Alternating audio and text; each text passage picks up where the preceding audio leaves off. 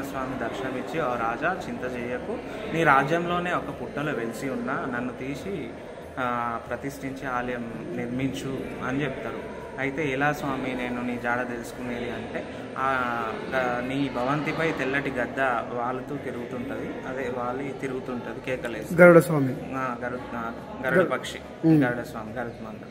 అయితే ఆ గద్ద నీకు మార్గనిర్దేశం చేస్తుంది అని చెప్తారు. అయితే ఈ రాజావారి కళ్ళలోంచి వచ్చి, "ఓ ఇది అంత కళ" అనుకుంటారు. మళ్ళీ రాజావారు ఒకసారి బయటికి వచ్చి, తన బంగ్లా బయటికి వచ్చి పైకి చూస్తే తెల్లటి గద్ద కేకలేస్తూ తిరుగుతుంటుంది. అప్పుడు ఆ గద్దను చూసి రాజావారు నలుమూలల నుంచి వేద పండితులను, కవి పండితులను అందరినీ పిలిపించి ఆ గద్దను ఫాలో అవుతారనమాట. ఆ గద్ద వెంట